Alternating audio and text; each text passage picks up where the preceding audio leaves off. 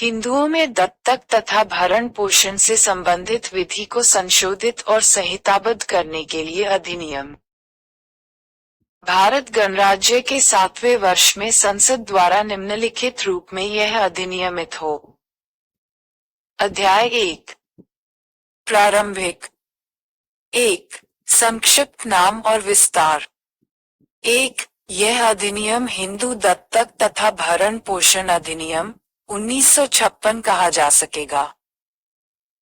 2। इसका विस्तार 2 संपूर्ण भारत पर है।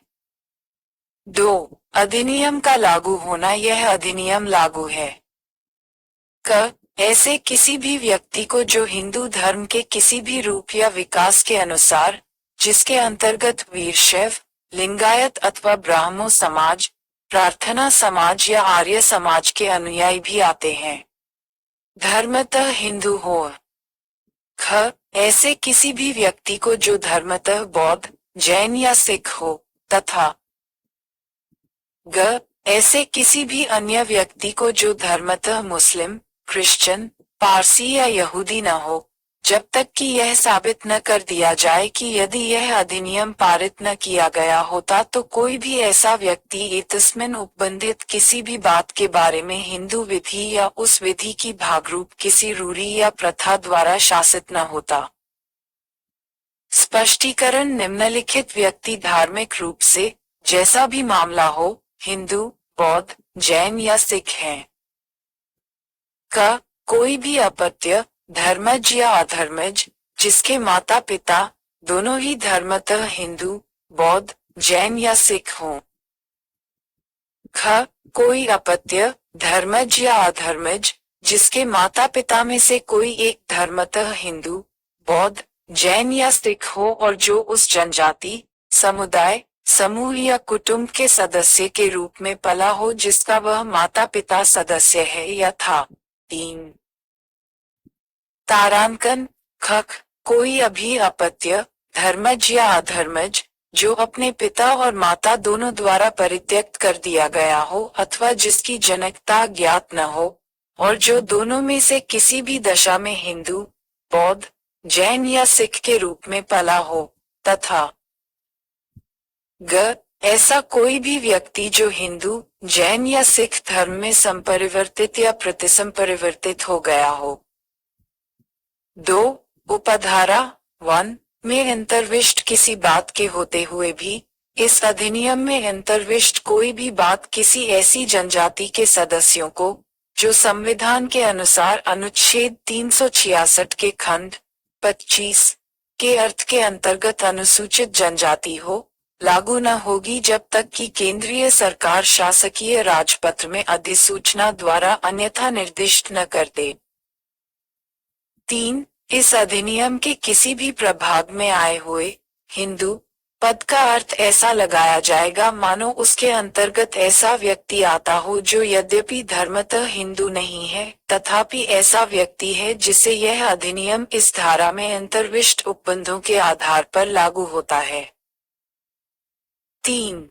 परिभाषाएं। इस अधिनियम में, जब तक कि संदर्भ से अन्यथा अपेक्षित न हो, इस अधिनियम का विस्तार दादरा और नागर हवेली पर 1963 के विनियम सम 06 की धारा 2 और पहली अनुसूची द्वारा किया गया है। यह अधिनियम 1976 के उत्तर प्रदेश अधिनियम सम 057 द्वारा उत्तर प्रदेश में संशोधित किया गया। यह अधिनियम प्रशासक द्वारा अधिसूचित तारीख से निम्नलिखित उपांतरणों के साथ पौंडीचेरी में प्रवृत्त होगा। धारा 2 में उपधारा 2 के पश्चात निम्नलिखित अंतः स्थापित करें। 2 का उपधारा 1 में किसी बात के होते हुए भी इस अधिनियम में अंतर्विष्ट कोई बात पौंडीचेरी संघ राज्य क्षेत्र में रेनोन्साओं को लागू नहीं होगी। देखिए पौंडीचेरी विधि विस्तारण अधिनियम 1968 का 26 की धारा 3 और अनुसूची 2019 के अधिनियम सम 034 की धारा 95 और 5वीं अनुसूची द्वारा 31 अक्टूबर 2019 से जम्मू कश्मीर राज्य के सिवाय शब्दों का लोप किया गया। क, रूढ़ि और प्रथा पद ऐसे किसी भी नियम का संज्ञान कराते हैं जिसने दीर्घकाल तक निरंतर और एकरूपता से अनुपालित किए जाने के कारण किसी स्थानीय क्षेत्र, आदिम जनजाति समुदाय, समूह या कुटुंब के हिंदुओं में विधि का बल अभिप्राप्त कर लिया हो। परंतु ये तब जबकि वह नियम निश्चित हो और युक्तियुक्त या लोकनीति के विरुद्ध न हो, तथा परंतु यह और भी कि ऐसे नियम की दशा में जो एक कुटुंब को ही लागू हो, उसकी निरंतरता उस कुटुंब द्वारा बंद न कर दी गई हो। ख, भरण पोषण के अंतर्गत आय सब दशाओं में भोजन, वस्त्र, आवास, शिक्षा और चिकित्सा परिचर्या और इलाज के लिए उपबंध आता है। ई, अविवाहित पुत्री की दशा में उसके विवाह के युक्तियुक्त और प्रासंगिक व्यय भी आते हैं। ग, अप्राप्त व्यय से वह व्यक्ति अभिप्रेत है जिसने अपनी 18 वर्ष की आयु पूरी न की हो। 4, अधिनियम का अध्यारोही प्रभाव इस अधिनियम में अभिव्यक्त रूप से अन्यथा उपबंधित के सिवाय।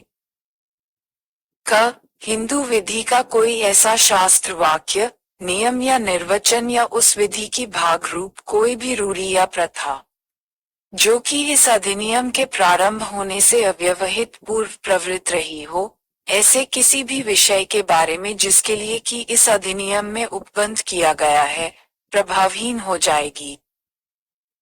ख, इस अधिनियम के प्रारंभ से अव्यवहित पूर्व से प्रवृत्त किसी भी अन्य विधि का हिंदुओं को लागू होना वहां तक बंद हो जाएगा जहां तक कि वह इस अधिनियम में अंतर्विष्ट उपबंधों में से किसी से भी असंगत हो।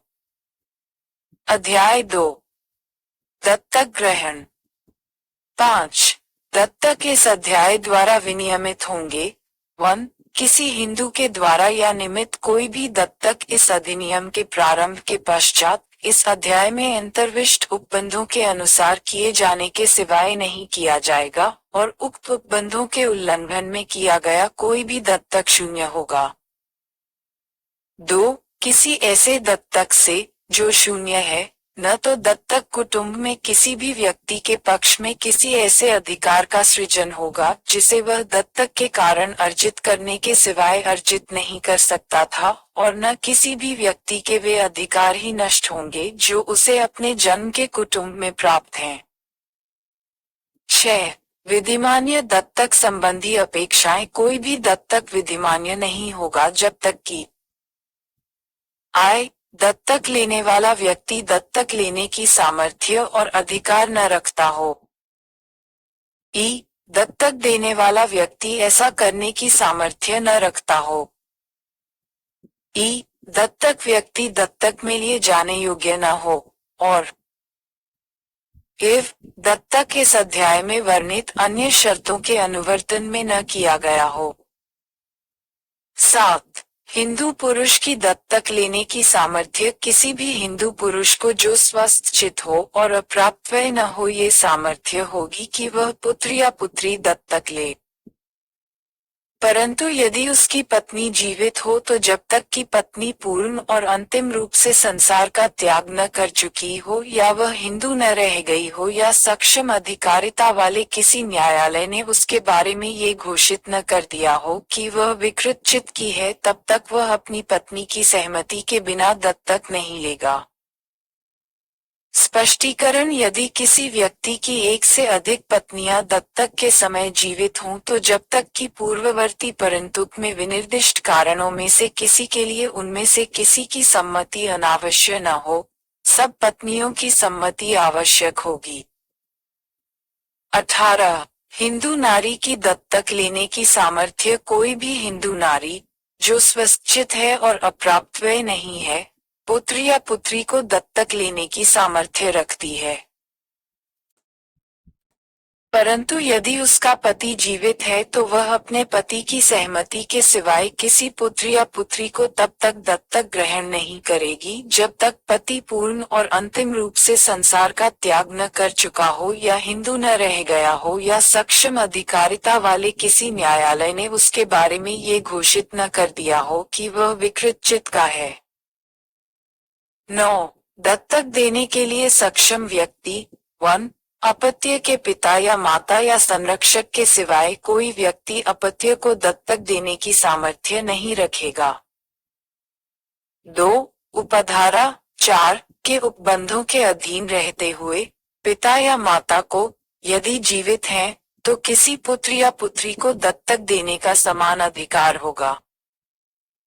परंतु ऐसे अधिकार का प्रयोग उनमें से किसी एक द्वारा अन्य की सहमति के सिवाय तब तक नहीं किया जाएगा जब तक उनमें से एक पूर्ण और अंतिम रूप से संसार का त्याग न कर चुका हो या हिंदू न रह गया हो या सक्षम अधिकारिता वाले किसी न्यायालय ने उसके बारे में ये घोषित न कर दिया हो कि वह विकृत चित्त का की है। 2. 4. जहां माता और पिता दोनों मर चुके हों या पूर्ण और अंतिम रूप से संसार का त्याग कर चुके हों या अपत्य को त्याग चुके हों या सक्षम अधिकारिता वाले किसी न्यायालय ने उनके बारे में ये घोषित कर दिया हो कि वे विकृत चित्त हैं या जहां की अपत्य की जनकता ज्ञात न हो, तो उस अपत्य का संरक्षक न्यायालय को पूर्व अनुज्ञा से उस अपत्य को किसी भी व्यक्ति को जिसके अंतर्गत स्वयं वह संरक्षक भी आता है दत्तक दे सकेगा। 5. न्यायालय किसी संरक्षक को उपधारा 4 के अधीन अनुज्ञा देने के पूर्व इस बात को ध्यान में रखकर कि अपत्य की आयु और समझने की शक्ति कितनी है दत्तक दिए जाने के संबंध में अपत्य की इच्छा पर सम्यक विचार करके अपना इस बारे में समाधान कर लेगा कि दत्तक दिया जाना अपत्य के लिए कल्याणकर होगा या नहीं, और यह कि दत्तक देने के प्रतिफल स्वरूप कोई संदाय या इनाम ऐसे किसी संदाय या इनाम के सिवाय, जैसा कि न्यायालय मंजूर करे, अनुज्ञा के लिए आवेदन करने वाले ने न तो प्राप्त किया है और न प्राप्त करने का करार किया है, और न किसी भी व्यक्ति ने आवेदन करने वाले को किया या दिया है और न ही करने या देने के लिए करार उससे किया है। स्पष्टीकरण। इस धारा के प्रयोजनों के लिए आय, माता और पिता पदों के अंतर्गत दत्तक माता और दत्तक पिता नहीं आते हैं।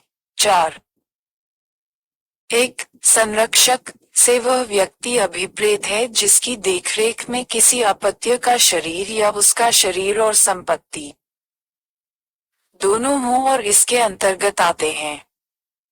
क. अपत्य के पिता या माता की विल द्वारा नियुक्त संरक्षक तथा ख. किसी न्यायालय द्वारा नियुक्त या घोषित संरक्षक तथा ई. न्यायालय से ऐसा नगर सिविल न्यायालय या जिला न्यायालय अभिप्रेत है जिसकी अधिकारिता की स्थानीय सीमाओं के अंदर दत्तक लिया जाने वाला अपत्य मामूली तौर पर निवास करता है। 10. व्यक्ति जो दत्तक लिए जा सकते हैं। कोई भी व्यक्ति दत्तक लिए जाने के योग्य न होगा जब तक कि निम्नलिखित शर्तें पूरी न हो, अर्थात आय, वह हिंदू है। ई. वह पहले ही से दत्तक नहीं लिया जा चुका है या ली जा चुकी है। ई. उसका विवाह नहीं हुआ है तब के सिवाय जबकि पक्षकारों को लागू होने वाली ऐसी रूढ़ी या प्रथा हो जो विवाहित व्यक्तियों का दत्तक लिया जाना अनुज्ञात करती हो। उसने 15 वर्ष की आयु पूरी नहीं की है तब के सिवाय जबकि पक्षकारों को लागू होने वाली कोई ऐसी रूढ़ी या प्रथा हो जो ऐसे व्यक्तियों का, जिन्होंने 15 वर्ष की आयु पूरी कर ली हो, दत्तक लिया जाना अनुज्ञात करती हो। 11. विधिमान्य दत्तक की अन्य शर्तें। हर दत्तक में निम्नलिखित शर्तें पूरी की जानी होंगी। आय, यदि पुत्र का दत्तक है तो दत्तक लेने वाले पिता या माता, जिनके द्वारा दत्तक लिया जाए, कोई हिंदू पुत्र, पुत्र का पुत्र या पुत्र के पुत्र का पुत्र, चाहे धर्मज रक्त नातेदारी से हो या दत्तक से, दत्तक के समय जीवित न हो। ई यदि पुत्री का दत्तक है तो दत्तक लेने वाले पिता या माता की, जिनके द्वारा दत्तक लिया जाए, कोई हिंदू पुत्री या पुत्र की पुत्री, चाहे धर्मज रक्त नातेदारी से हो या दत्तक से, दत्तक के समय जीवित न हो। ई यदि दत्तक किसी पुरुष द्वारा लिया जाना है और दत्तक में लिया जाने वाला व्यक्ति नारी है, तो दत्तक पिता दत्तक लिए जाने वाले व्यक्ति से आयु में कम से कम 21 वर्ष बड़ा हो।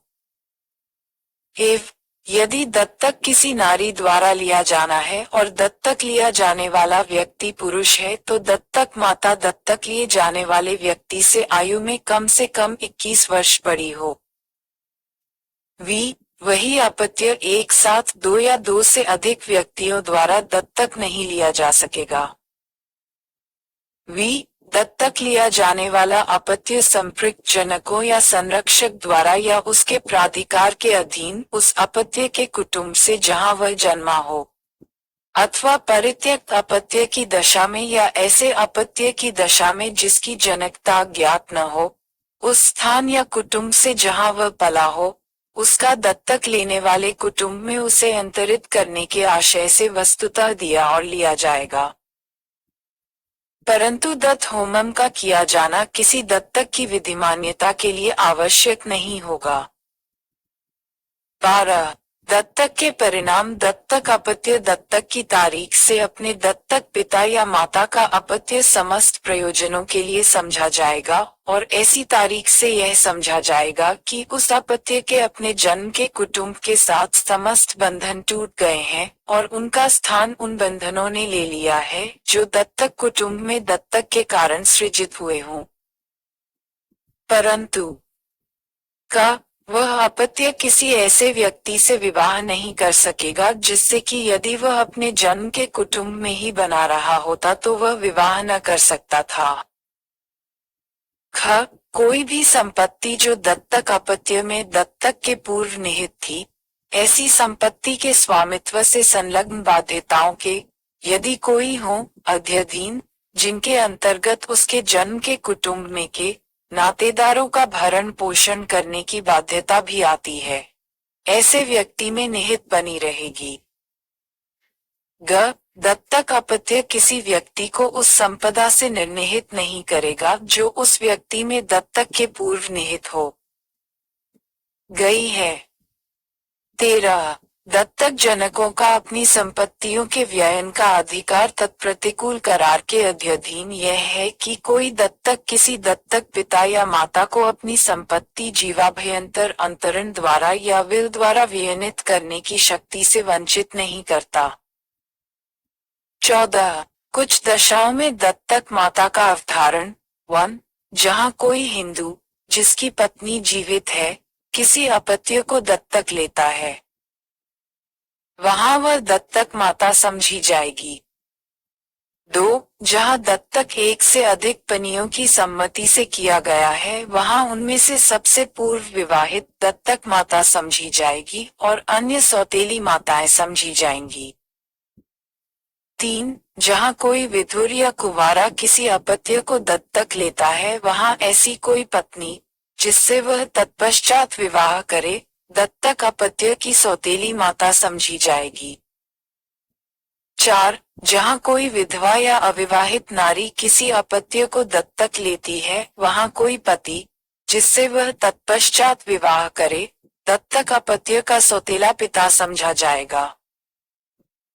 15. विधिमान्य दत्तक रद्द न किया जाएगा। कोई भी दत्तक जो विधिमान्यतः किया गया है, दत्तक पिता या माता द्वारा या किसी अन्य व्यक्ति द्वारा रद्द न किया जा सकेगा और न दत्तक अपत्य अपनी ऐसी हैसियत का त्याग कर सकेगा और न वह अपने कुटुंब में वापस जा सकेगा। 16. दत्तक से संबंधित रजिस्ट्रीकृत दस्तावेजों के बारे में उपधारणा जब कभी भी तत्समय प्रवृत्त विधि के अधीन रजिस्ट्रीकृत कोई ऐसी दस्तावेज जिसमें किसी किए गए दत्तक का अभिलिखित होना तात्पर्यित हो और जो अपत्य को दत्तक देने और लेने वाले व्यक्तियों द्वारा हस्ताक्षरित हो, किसी न्यायालय के समक्ष पेश किया जाए तब जब तक कि और यदि उसे नामावित न कर दिया जाए वह न्यायालय यह उपधारणा करेगा कि वह दत्तक इस अधिनियम के उपबंधों के अनुपालन में किया गया है। 17 कुछ संदायों का प्रतिषेध। 1 किसी व्यक्ति के दत्तक के प्रतिफल स्वरूप कोई भी व्यक्ति कोई संदाय या अन्य इनाम न तो प्राप्त करेगा और न प्राप्त करने के लिए करार करेगा और न ही कोई भी व्यक्ति किसी अन्य व्यक्ति को कोई ऐसा संदाय करेगा या इनाम देगा या करने या देने के लिए करार करेगा जिसका प्राप्त करना इस धारा द्वारा प्रतिषिद्ध है। 2 यदि कोई व्यक्ति उपधारा 1 के उपबंधों का उल्लंघन करेगा तो वह ऐसे कारावास से जो 6 मास तक का हो सकेगा या जुर्माने से या दोनों से दंडनीय होगा। 3 इस धारा के अधीन कोई भी अभियोजन राज्य सरकार की या राज्य सरकार द्वारा तन्निमित प्राधिकृत किसी ऑफिसर की पूर्व मंजूरी के बिना संस्थित नहीं किया जाएगा। अध्याय 3 18 पत्नी का भरण पोषण। 1 इस धारा के उपबंधों के अध्ययन यह है कि हिंदू पत्नी चाहे वह इस अधिनियम के प्रारंभ के पूर्व या पश्चात विवाहित हो अपने जीवन काल में अपने पति से भरण पोषण पाने की हकदार होगी। भरण पोषण। 2 हिंदू पत्नी अपने भरण पोषण के दावे को संपृक्त किए बिना अपने पति से पृथक रहने के लिए निम्नलिखित किसी भी दशा में हकदार होगी। क यदि उसका पति अभित्यजन अर्थात युक्तियुक्त कारण के बिना और उसकी सम्मति के बिना या उसकी इच्छा के विरुद्ध उसका परित्याग करने का या जानबूझकर उसकी उपेक्षा करने का दोषी है। ख यदि उसका पति उसके साथ ऐसी क्रूरता का व्यवहार करे जिससे उसके अपने मन में इस बात की युक्तियुक्त आशंका पैदा हो कि उसके पति के साथ रहना अपहानिक या क्षतिकारक होगा। घ यदि उसके पति की कोई अन्य पत्नी जीवित है। अगर यदि उसका पति उसी गृह में जिसमें उसकी पत्नी निवास करती है कोई उपपत्नी रखता है या किसी उपपत्नी के साथ अन्य किसी स्थान में अभ्यासतः निवास करता है। च यदि उसका पति कोई अन्य धर्म में संपरिवर्तित होने के कारण हिंदू नहीं रह गया है। और छ यदि उसके पृथक होकर रहने का कोई अन्य न्यायोचित कारण है। 3 यदि कोई हिंदू पत्नी असती है या किसी अन्य धर्म में संपरिवर्तित होने के कारण हिंदू नहीं रह गई है तो वह अपने पति से पृथक निवास करने और भरण पोषण प्राप्त करने की हकदार नहीं होगी। 19 विधवा पुत्रवधू का भरण पोषण। 1 कोई हिंदू पत्नी चाहे वह इस अधिनियम के प्रारंभ से पूर्व या पश्चात विवाहित हो अपने पति की मृत्यु के पश्चात अपने श्वशुर से भरण पोषण प्राप्त करने की हकदार होगी, परंतु ये तब जबकि और उस विस्तार तक जहां तक कि वह स्वयं अपने अर्जन से या अन्य संपत्ति से अपना भरण पोषण करने में असमर्थ हो या उस दशा में जहां उसके पास अपनी स्वयं की कोई भी संपत्ति नहीं है वह निम्नलिखित में किसी से अपना भरण पोषण अभिप्राप्त करने में असमर्थ हो। क अपने पति या अपने पिता या माता की संपदा से या ख अपने पुत्र या पुत्री से यदि कोई हो या उसकी संपदा से। 2 यदि श्वशुर के अपने कब्जे में की ऐसी सहदाई की संपत्ति से जिसमें से पुत्रवधू को कोई अंश भी प्राप्त नहीं हुआ है। श्वशुर के लिए ऐसा करना साध्य नहीं है तो उपधारा 1 के अधीन किसी बाध्यता का प्रवर्तन नहीं कराया जा सकेगा और ऐसी बाध्यता का पुत्रवधू के पुनर्विवाह पर अंत हो जाएगा। 20 अपियों और वृद्ध जनकों का भरण पोषण। 1 इस धारा के उपबंधों के अध्ययन रहते हुए ये है कि कोई हिंदू अपने जीवन काल के दौरान अपने धर्मज या अधर्मज अपियों और वृद्ध या शिथिलांग जनकों का भरण पोषण करने के लिए आबद्ध है। 2 जब तक कि कोई धर्मज या अधर्मज अपत्य अप्राप्त हुए रहे वह अपने पिता या माता से भरण पोषण पाने के लिए दावा कर सकेगा। 3. किसी व्यक्ति को अपने वृद्ध या शिथिलांग जनकों का या किसी पुत्री का, जो अविवाहिता हो, भरण पोषण करने की बाध्यता का विस्तार वहां तक होगा जहां तक कि जनक या अविवाहिता पुत्री यथास्थिति स्वयं अपने उपार्जनों या अन्य संपत्ति से अपना भरण पोषण करने में असमर्थ हो। स्पष्टीकरण: इस धारा में जनक के अंतर्गत निसंतान सौतेली माता भी आती है। 21. आश्रितों की परिभाषा: इस अध्याय के प्रयोजनों के लिए आश्रितों से मृतक के निम्नलिखित नातेदार अभिप्रेत हैं। I. उसका पिता। E. उसकी माता। E. उसकी विधवा जब तक कि वह पुनर्विवाह न कर ले। एव.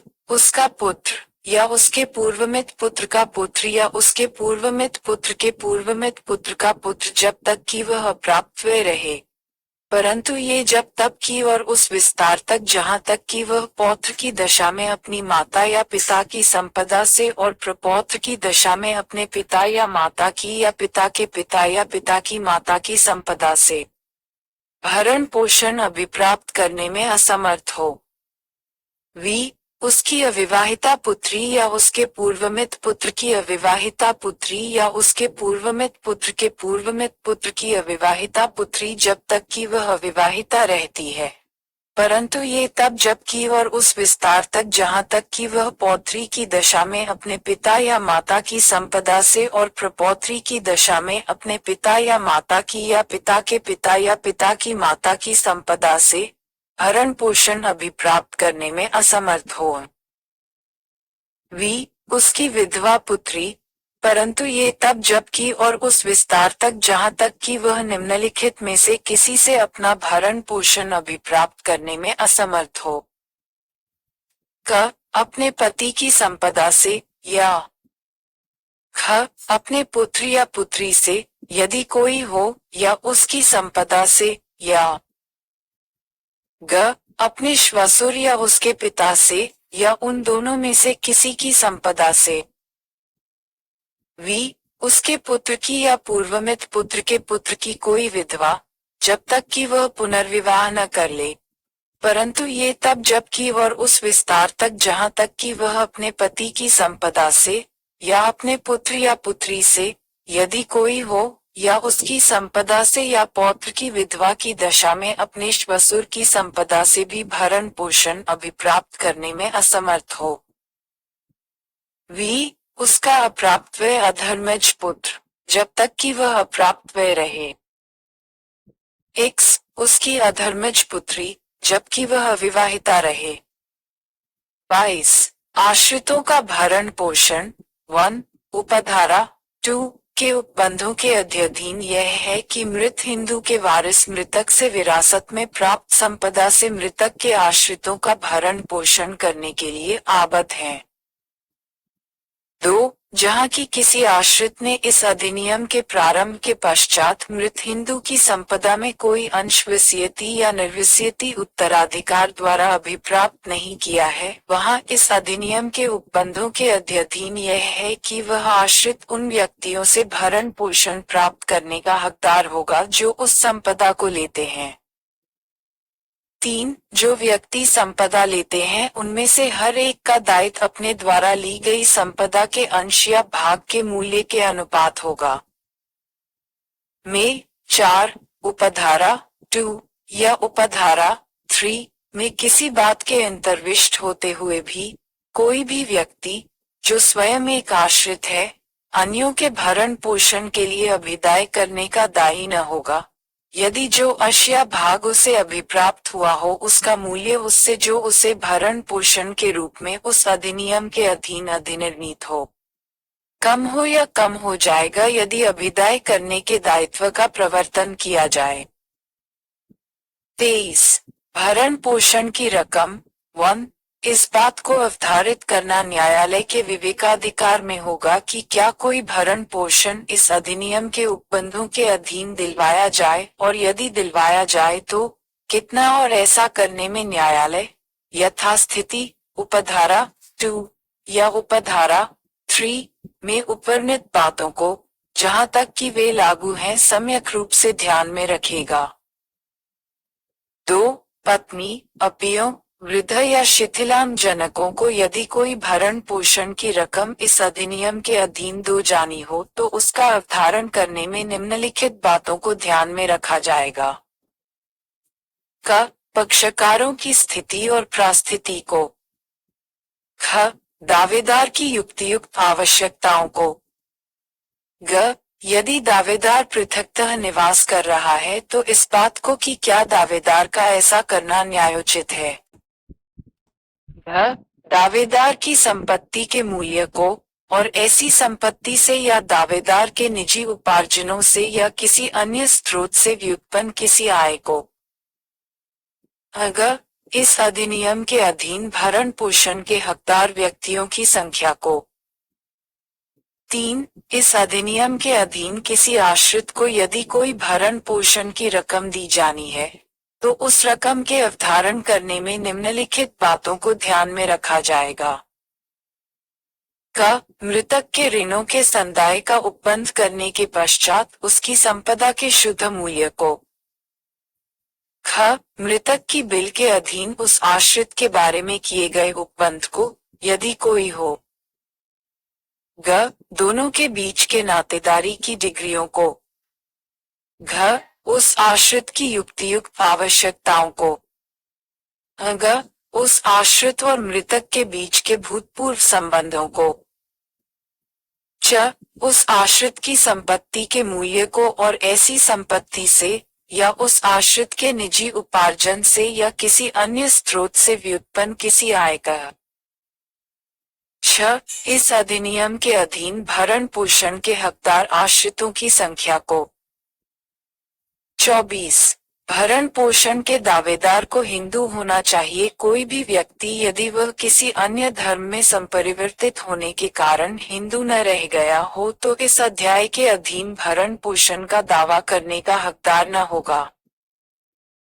25. परिस्थितियों में तब्दीली होने पर भरण पोषण की रकम में परिवर्तन किया जा सकेगा यदि परिस्थितियों में कोई ऐसी तात्विक तब्दीली हो जाए जिससे भरण पोषण की रकम में परिवर्तन करना न्यायोचित हो तो भरण पोषण की रकम, चाहे वह इस अधिनियम के प्रारंभ के पूर्व या पश्चात न्यायालय की डिक्री द्वारा या करार द्वारा निश्चित की गई हो, तत्पश्चात परिवर्तित की जा सकेगी। 26. ऋणों को पूर्विकता दी जाएगी। धारा 27 में अंतर्विष्ट उपबंधों के अध्ययन यह है कि मृतक द्वारा हर प्रकार के संविदाकृत या संदेय ऋणों को उसके अपने आश्रितों के इस अधिनियम के अधीन भरण पोषण के दावों पर पूर्विकता दी जाएगी। 27. भरण पोषण कब भार होगा। इस अधिनियम के अधीन किसी आश्रित का भरण पोषण का दावा मृतक की संपदा या उसके किसी प्रभाग पर तब के सिवाय भार नहीं होगा जबकि मृतक की विल द्वारा, न्यायालय की डिक्री द्वारा, आश्रित और संपदा या उसके प्रभाग के स्वामी के बीच करार द्वारा या अन्यथा ऐसा कोई भार सृष्ट न किया गया हो।